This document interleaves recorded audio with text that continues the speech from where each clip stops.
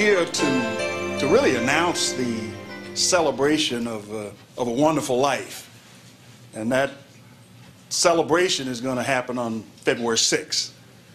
And the celebration of a life that represents the kind of things that we need in this day and time.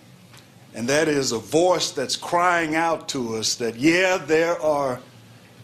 there's a rumor about giants being in the land, but there's an inheritance for us that is just on the other side, and so we've got to break through. And the person we're going to celebrate through his induction into the Democracy Hall of Fame on February 6th is Reverend Dr. Walter E. Fauntroy. I want to introduce to you the President of International Graduate University, Dr. Walter E. Boek.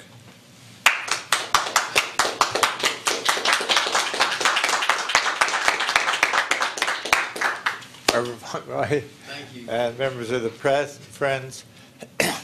The International Graduate University, the idea of having a national university here in Washington began with George Washington. And he advocated this, and he left shares to the canal to pay for starting it. And at that time, those shares were worth about $28,000. Well, then later, the special assistant to Harry Truman, actually he served as the president when Truman was busy out campaigning one time. Anyway, he he published a book, a magazine in Montgomery County. And he's the one that got me involved in the idea of having a national university. So now then, some of these former members of Congress and others were concerned that there really wasn't, there were all kinds of halls of fame, but not one for democracy.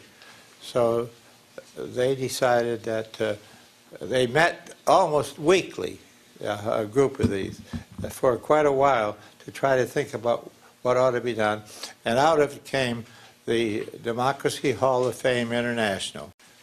It's not appropriate for the celebration of a life like the one that Dr. Walter Fauntroy has lived in a vacuum.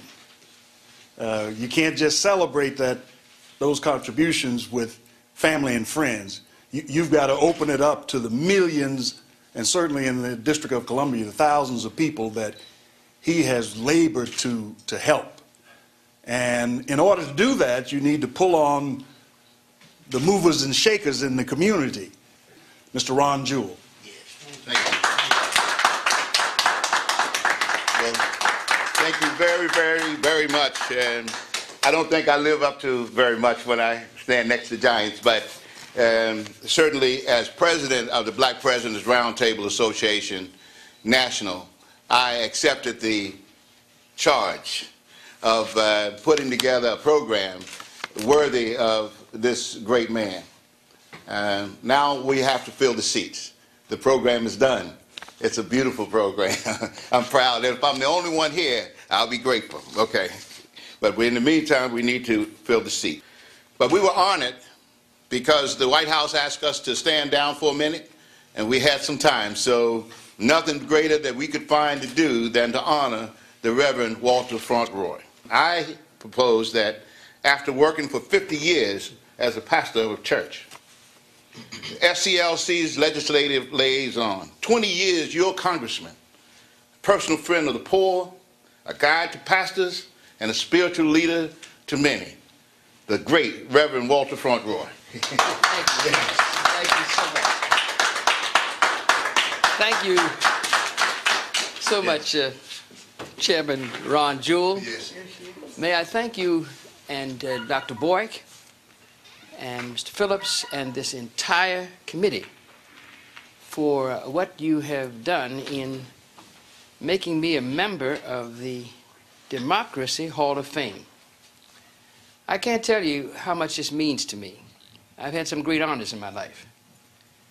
I had the great privilege of being called pastor of New Bethel Baptist Church. I had the great privilege of graduating from Virginia Union University and then doing my graduate work in theology at Yale University, Divinity School, and then 9 years later being asked to come back to Yale to receive an honorary degree for the work I'd done in the decade of the 60s.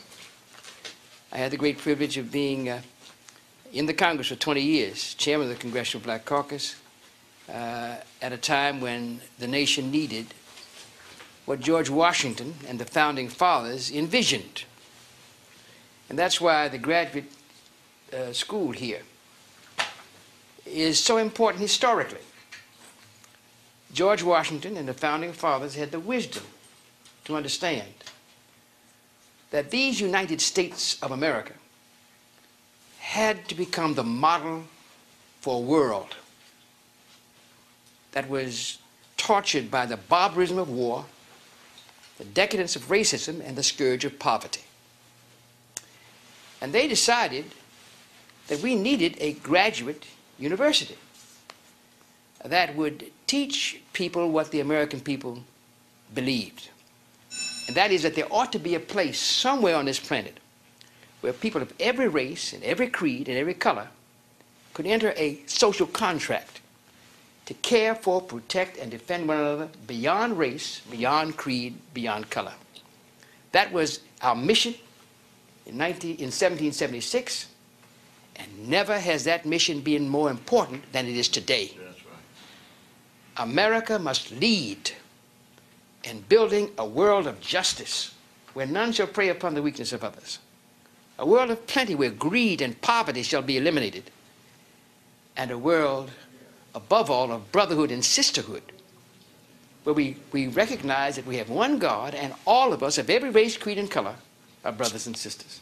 I think if I had one moment in time that justified all the suffering that I've had, all the suffering that Martin had, all suffering of all the people who embraced this dream, it was when the world last year said we want to honor Barack Obama with the Nobel Peace Prize. Yes. You remember that? Yeah. People all over the world said he hadn't done anything. No.